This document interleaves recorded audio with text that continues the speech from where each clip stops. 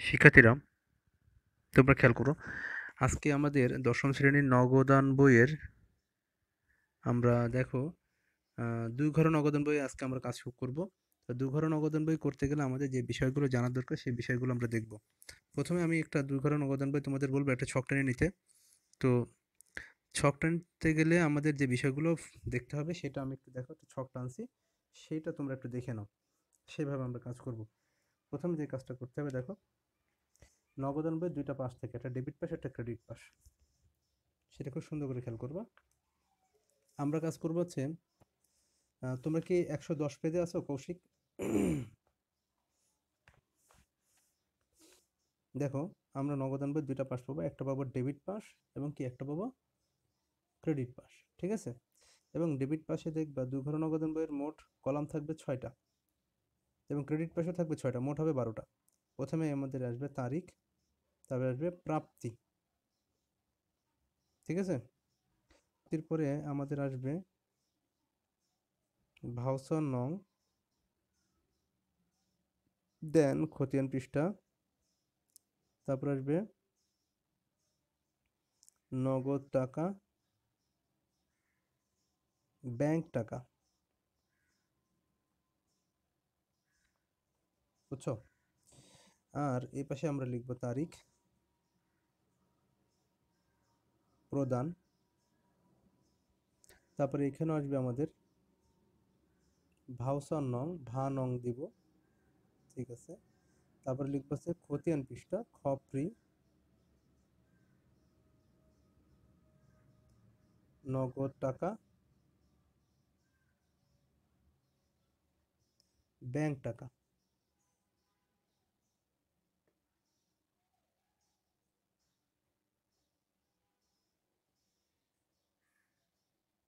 বুঝছো?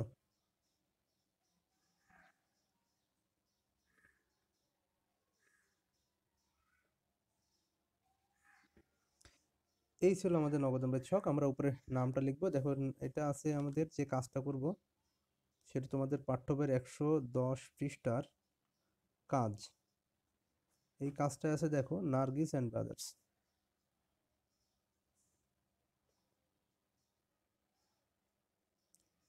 Nargis and brothers, ব্রাদার্সের আমরা করব ২ ঘরা নগদান বই। তাহলে লিখবো ২ ঘরা নগদান বই। ঠিক আছে? কৌশিক, দেখো তো এখন কি ছকটা দেখতে পাচ্ছ? তারিখ, প্রাপ্তি, ভাষা নম্বর, খতিয়ান পৃষ্ঠা, তবে নগদ টাকা, ব্যাংক টাকা। আবার এই পাশে তারিখ, প্রদান, ভাষা নম্বর, খতিয়ান পৃষ্ঠা, নগদ টাকা, ব্যাংক টাকা। ঠিক আছে? এটা আছে আমাদের নগদান বইয়ের ছক। দেখো তো ছকটা টানা হয়েছে কিনা সবার? ছকটা টানা হলে তারপরেটা পরে আমি আগাই আস্তে ধীরে। ছকটা টানতে পারছো?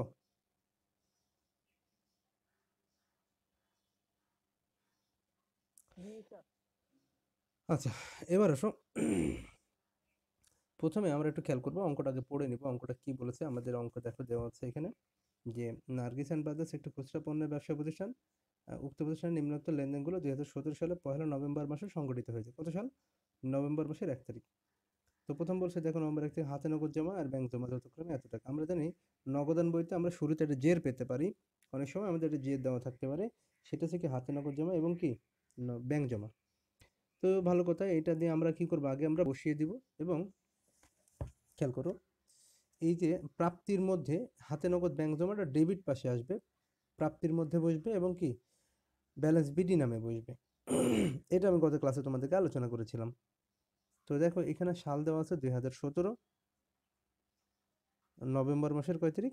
১ তারিখ। তাহলে নভেম্বর ১ লিখেছি। এখানে আমরা লিখবো ব্যালেন্স বিডি।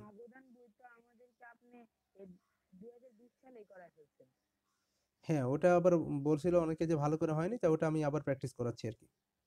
তারপর আমরা রেয়ামিল করব। বুঝছো? তো খেয়াল করো, ব্যালেন্স বিডিটা দেখো। তো ব্যালেন্স বিডি হাতে নগদ জমা কয় টাকা ছিল? তোমাদের তো অঙ্ক আমি বেশ কিছু করিয়েছি, কিন্তু ব্যাপার হচ্ছে কি, অনেকেই বলে যে অনেকে আসলে ক্লাসটা ভালো মতো করে নাই। ওরা বললো যে স্যার আমরা নগদান বই থেকে আবার শুরু করি। তো এই নগদান বই থেকে এই জন্য আবার শুরু করলাম। বুঝছো? হ্যাঁ 5,000 টাকা, এই জন্য আমরা ব্যালেন্স বিডি লিখবো। প্রারম্ভিক তারিখের যে শুরু তারিখের হাতে নগদ ব্যাংক জমা থাকে সেটা ব্যালেন্স বিডি লিখে নগদে ঘরে টাকা, যেটা নগদের টাকা, ব্যাংকের ঘরে ব্যাংকের টাকা। কথা বুঝছো? আর এটা হিসাব করবে কিভাবে নগদান বইয়ের, যে নগদ আর ব্যাংকের মধ্যে টাকা পাওয়া গেলে কি প্রাপ্তি, আর দিলে কি প্রদান। বুঝছো বাবা? নভেম্বর মাসের 2 তারিখ দেখো, পণ্য ক্রয় বাবদ চেক প্রদান। বলো তো এটা কি টাকা প্রাপ্তি না প্রদান?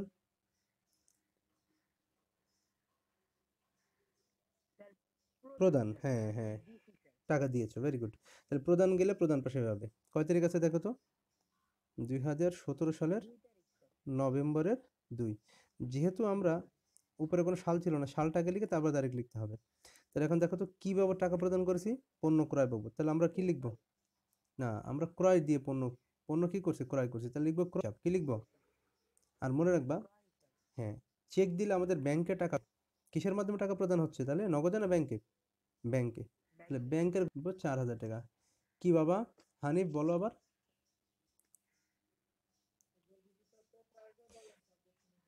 আচ্ছা এইটাকে তুমি দেখো তো এটা হয়েছে কিনা, এটাকে ঠিক করো, তারপর আমি ওটা বলতেছি। এটা কি ঠিক হয়েছে হানিফ? হানিফ আগে এইটাই ঠিক করো বাবা, আমি ওটা আবার বলতেছি।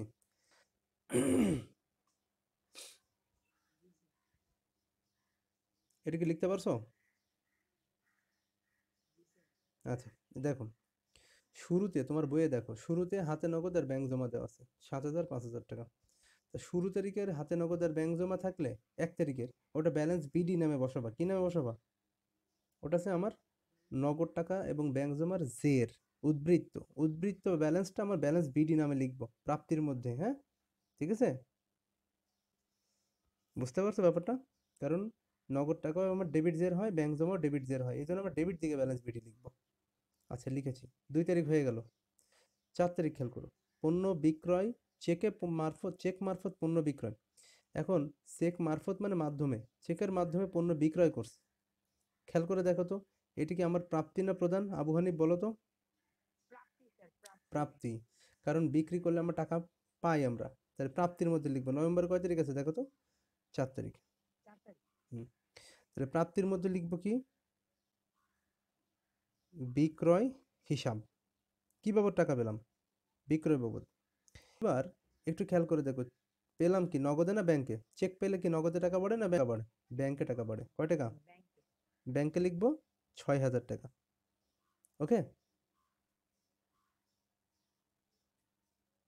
আচ্ছা এবার খেয়াল করো, এটা হয়ে গেছে? আবু হানিফ হয়েছে? হুম, পরেরটা দেখো। পরেরটা আছে কি আমাদের, ব্যাংক হতে উত্তোলন। মানে কি? ব্যাংক হতে, এই যে ব্যাংক থেকে টাকা নিয়ে নগদে আনা হয়েছে, ব্যাংক থেকে টাকা উঠায় আনা হয়েছে। এখন এর জন্য মনে রাখবা, নগদ পাশে টাকা বাড়বে, মানে নগদ পাশে কি টাকা হবে কি প্রাপ্তি, আর ব্যাংক থেকে টাকা উঠাইলে ব্যাংকে টাকা কমবে, মানে ব্যাংকে হবে কি প্রদান। ব্যাপারটা বুঝতে পারছো? তাহলে আমরা 7 তারিখ লিখবো। 7 তারিখে আমরা বলছি কি ব্যাংক থেকে টাকা, দুটো হবে, হ্যাঁ, প্রদানও হবে, হ্যাঁ হ্যাঁ হ্যাঁ, এটা কন্ট্রাএন্ট্রি। কন্ট্রাএন্ট্রি সিস্টেমটা কি, যদি এক তহবিল থেকে টাকা তুলে আর এক তহবিলে রাখা হয় সেক্ষেত্রে কি আমাদের এটাকে কন্ট্রাএন্ট্রি বলবো, এটা দুই দিকেই বসবে। দেখো ব্যাংক থেকে টাকা উত্তোলন করে নগদে রাখলাম, তাহলে নগদে টাকা আমার বাড়লো, তাহলে নগদে প্রাপ্তি লিখতে লিখবো আছে কত? 3,000 টাকা আসছে কি বাবদ? ব্যাংক হতে, তাহলে আমরা লিখবো কি ব্যাংক হিসাব। বুঝছো? এটা অবশ্য জাবেদা দিয়ে ভালো বোঝা যায়। ঠিক আছে, যেহেতু জাবেদা আমরা করতেছি না সুতরাং জাবেদা নিয়ে আমরা এখন মাথা খারাপ করবো না। তাহলে বুঝবো ব্যাংক থেকে টাকা উঠাইলাম, নগদে টাকা বাড়লো, ব্যাংক হিসাব। এটা লিখবো 7 তারিখ। তাহলে এই পাশে লিখবো আমাদের কি ব্যাংকে টাকা কমলো, তাহলে এই পাশে লিখবো নগদান হিসাব। হুম, সি দিয়ে কন্ট্রাএন্ট্রি বুঝাবো। নগদান হিসাব লিখে এখানে ক্ষতির পৃষ্ঠা করে সি লিখবো এবং টাকা লিখবো কোথায়? ব্যাংকের ঘরে। মানে ব্যাংকের ঘর থেকে টাকা প্রদান হয়েছে আর নগদের ঘরে টাকা প্রাপ্তি হয়েছে। কথা ক্লিয়ার? 10 তারিখ খেয়াল করো, প্রাপ্য বিল অর্থ ব্যাংক কর্তৃক আদায়। তো ব্যাংক কর্তৃক আদায় হলে এটা কি প্রাপ্তিতে যাবে না প্রদানে যাবে? প্রাপ্তিতে আসবে নাকি? হ্যাঁ, তাহলে আমরা এখানে লিখবো প্রাপ্য বিল হিসাব। খেয়াল করো তো, তাহলে ব্যাংক কর্তৃক প্রাপ্য বিলে অর্থ আদায় করলে প্রাপ্য বিল হিসাব লিখলাম, কোথায় লিখবো, নগদে না ব্যাংকে? ব্যাংকে বাবা। হুম হুম হুম। ব্যাংক কর্তৃক আদায় করলাম না। আচ্ছা, পরেরটা কি বলছে খেয়াল করো, সাইদের নিকট হতে পাওনা বাবদ চেক প্রাপ্তি। তা সাইদের নিকট হতে পাওনা বাবদ যদি আমি চেক পেয়ে থাকি, তাহলে আমার ব্যাংকে টাকা বাড়বে। চেক পাওয়া গেলে কি প্রাপ্তির মধ্যে আসবে না? আচ্ছা, তাহলে প্রাপ্তির মধ্যে লিখবো কি, 13 তারিখ কি হিসাব, সাইদ হিসাব নাকি? হিসাব লিখে আমার ব্যাংকের ঘরে টাকা আসবে কত, 8,000 টাকা, কারণ ব্যাংকে টাকা প্রাপ্তি হয়েছে কি বাবদ, সাইদের কাছ থেকে টাকা আদায় হয়েছে। ওকে, তারপরটা খেয়াল করি, 20 তারিখ বলছে আসবাবপত্র ক্রয় বাবদ নগদে 3,000 এবং চেকে 2,000 টাকার প্রদান। তাহলে এটা কোথায় দেবে, প্রাপ্তি না প্রদান?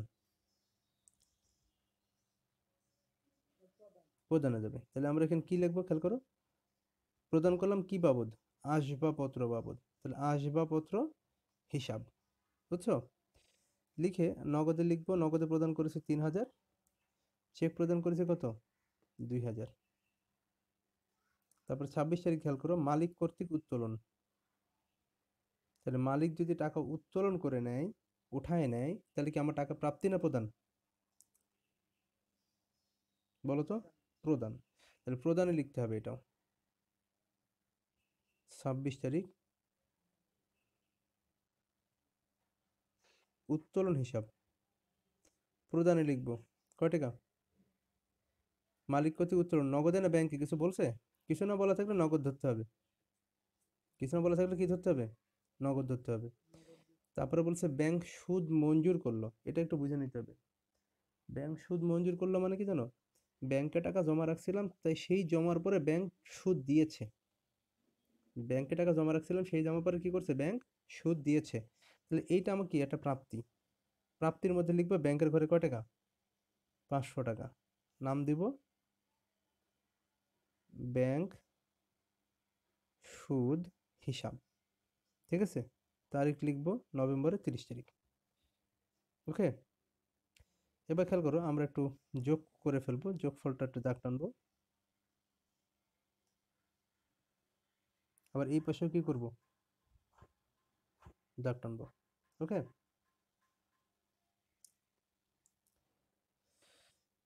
দেখো এইটা সোজাসুজি আমি এই পাশে কিন্তু দাগ টানছি, এভাবে কি করবো, দাগ টেনে দিবা। দেওয়ার পরে আমরা আগে নগদ কলাম, ডেবিট দিকের নগদ কলামটা যোগ করবো, ডেবিট পাশটা যোগ করবো। তাহলে কত হয় দেখো তো, 7 আর 3 কত হয়, 10,000 টাকা। তোমরা কি করতে পারছো আমার সাথে সাথে?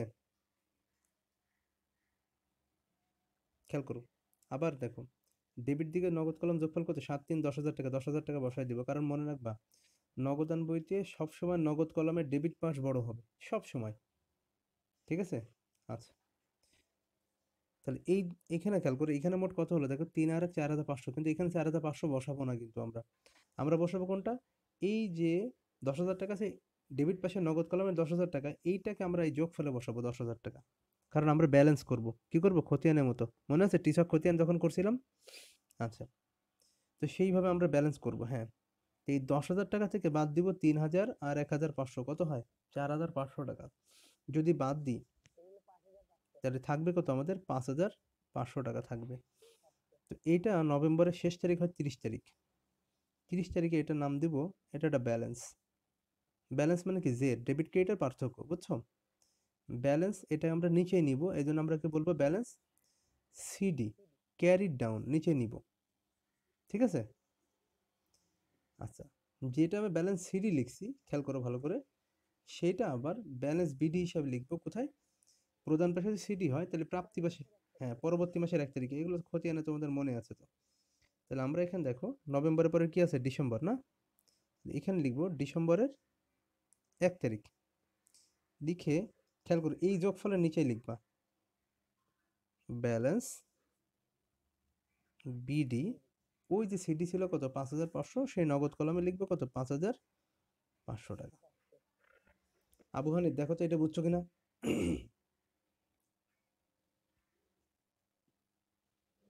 আবু হানিফ, তুমি কি এটা বুঝতে পেরেছো? এই যে ব্যালেন্স সিডি যে টাকাটা ছিল, ওটাকে পরবর্তী নভেম্বর মাস ছিল, তো পরবর্তী মাস কোনটি? ডিসেম্বরের 1 তারিখ। সেই ডিসেম্বরের 1 তারিখে আমরা লিখছি ব্যালেন্স বিডি, যেটা ছিল সিডি 5,500, সেটা ব্যালেন্স বিডি লিখলাম 5,500 টাকা। সব কি ঠিক আছে? আচ্ছা, এবার আমরা একটু ডেবিট পাশের ব্যাংক কলামটা যোগ করবো। মনে হচ্ছে ডেবিট পাশে ব্যাংক কলামটা বড় আর কি। 10 এখানে কত, 11 না 21? দেখো তো যোগ করে 21,500 টাকা হয় কিনা।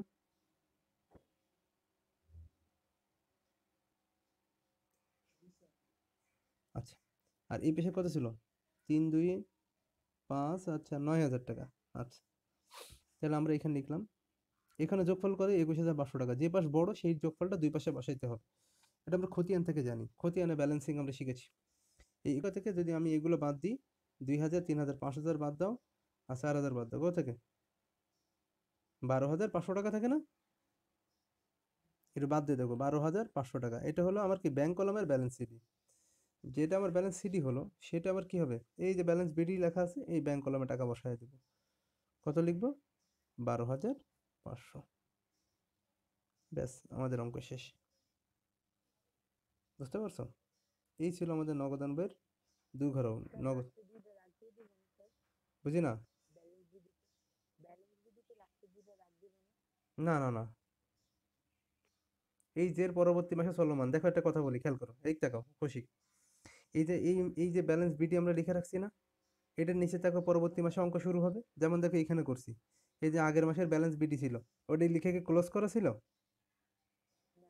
ওইটা থেকে অঙ্ক শুরু করছি কিন্তু আমরা। তাই এখানে শেষ হয়েছে না অঙ্ক আমাদের, ব্যালেন্স সিডি, সেটা আবার এখানে ধর নিয়ে চলে আসলাম ব্যালেন্স বিডি, আবার এখানে নিচে থেকে আবার অঙ্ক শুরু হবে পরবর্তী মাস। ব্যাপারটা বুঝতে পারছো? এই আছে হিসাব কিতাব। ঠিক আছে। হ্যাঁ, আমরা এই যে এইচডব্লিউ করবো। তো এইচডব্লিউ তো এটা করবো, এর সাথে আরেকটা দিব আর কি। বুঝছো? যেহেতু তোমাদের আরো 1 সপ্তাহ পরে ক্লাস, এইচডব্লিউটা তোমাদের আর একটু পরে দিব, মানে আরেকটা দিব। সেটা হচ্ছে 109 পেজে দেখো একটা ওই যে আছে, দুই ঘর নগদ প্রসেস আছে, এইটা করবা, এই যে চৌধুরী অ্যান্ড সন্স, এটা উত্তর বুঝছো? এটা করবা। আর এইটা তো কেবল করলাম নার্গিস অ্যান্ড ব্রাদার্স না, এটা করলাম না। হাতে নগদ ব্যাংক জমা ছিল 7,000, 5,000, এটা একটু চেঞ্জ করে করবা। এই 7,000-এর জায়গায় করবা আছে ধরো, এটা ধরে করবা 10,000। ঠিক আছে?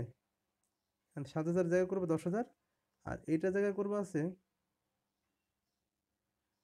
12,000। বুঝছো?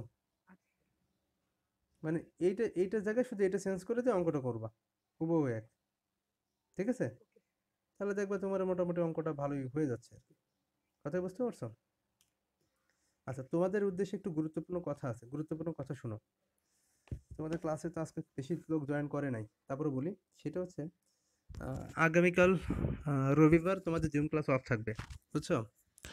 পাশাপাশি আমাদের হচ্ছে উম, আগামীকাল হচ্ছে আগামীকাল ওই যে আমাদের ব্যাগ, খাতা, টাই, এগুলো বিতরণের কালকে কাজ আছে। তো কালকে তোমরা দুপুর 1টা থেকে 3টার মধ্যে স্কুলে যাবে। বিতরণ চলবে 4টা পর্যন্ত। হ্যাঁ, তোমাদের ব্যাগ নিতে হবে না, তোমাদেরকে একটি ভর্তির সময় পেয়েছনে 2,150 টাকা, 2,125 টাকা মেবি, 2,125 টাকা নিয়ে যেতে হবে। সেখানে তোমাদের খাতা থাকবে 24টা। বুঝছো? সারা বছরের খাতা, সিডাব্লিউ এইচডাব্লিউর খাতা, একটা ব্যাগ থাকবে, টাই থাকবে। তো এই সমস্ত জিনিসগুলো নিয়ে নেওয়ার জন্য কালকে দিনে যেতে হবে তোমাদেরকে দুপুর 1টা থেকে, চেষ্টা করবে 3টা থেকে, মানে 4টার মধ্যে টাইম আছে, 4টার মধ্যে যেতে পারবে। বুঝছো? এবং আমরা কালকে ওখানে এঙ্গেজ থাকবো, যার কারণে কালকে তোমাদের ক্লাস নেওয়া হবে না। কথা কি বুঝাইতে পারছি তোমাদেরকে? এইটা হচ্ছে তোমাদের জন্য একটা গুরুত্বপূর্ণ নোটিশ। আর আমাদের আজকের যে ব্যাপারটা ছিল সেটা খেয়াল করো, যে নগদান বইটা হলো। হ্যাঁ, বুঝি না। কি আবু হানিফ, কোনো প্রশ্ন করলে? 1টা থেকে, দুপুর 1টা থেকে দুপুরে 1টা থেকে 4টা পর্যন্ত বিতরণ চলবে আর কি। কথা বোঝাতে পারছি?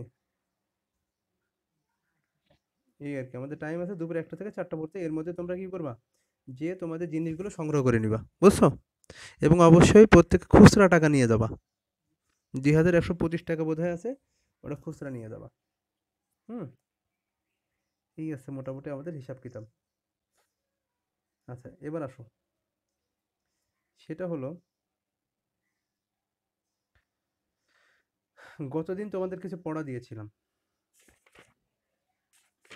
পড়া কি হয়েছে দেখি একটু প্রশ্ন করি। হানিফ বলো, নগদান বই।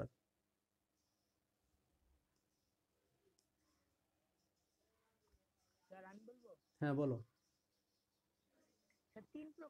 নগদান বই 4 প্রকার বাবা, ভুলে গেছো? দেখছো, একটু পড়তে হবে সুন্দর করে। 1 ঘর নগদান বই, 2 ঘর নগদান বই, 3 ঘর নগদান বই, আরেকটা আছে খুচরো নগদান বই। কোন? হ্যাঁ, তাহলে মোট কয় প্রকার? 4 প্রকার নগদান বই আমাদের আছে মোটামুটি। হ্যাঁ, এবার আসো, ব্যবসার মূল চালিকা শক্তি কি বলো তো? ব্যবসার মূল চালিকা শক্তি কি?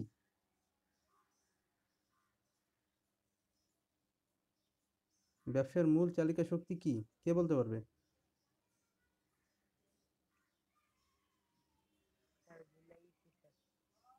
ব্যবসার মূল চালিকা শক্তি হলো নগদ অর্থ। কথা বলছো? বলো তো। হুম, সাধারণত বলো তো, 1 ঘর নগদান বইতে কয়টা কলাম থাকে? 1 ঘর নগদান বইতে কয়টা কলাম থাকে? 10টা, ভেরি গুড। আচ্ছা, এবার কৌশিক খেয়াল করো, 2 ঘর নগদান বইয়ের ডেবিট দিকে কয়টা কলাম থাকে?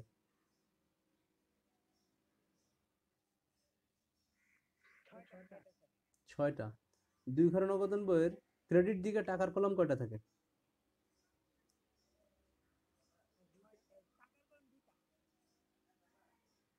টাকার কলাম থাকে 2টা, তাই তো? অনেক সুন্দর। মোটামুটি এইভাবে সুন্দর করে কি করবো তোমরা পড়বা, ঠিক আছে? তো আমরা নেক্সট ক্লাসে আমরা 3 ঘর নগদান বই শিখবো। তাহলে তোমাদের যে নোটিশটা দিলাম সেই নোটিশটা কি মনে থাকবে? আমাদের আগামীকাল ক্লাস হবে না এবং পরবর্তী দিন থেকে কি যথারীতি ক্লাস আরম্ভ হবে। বুঝতে পারলে?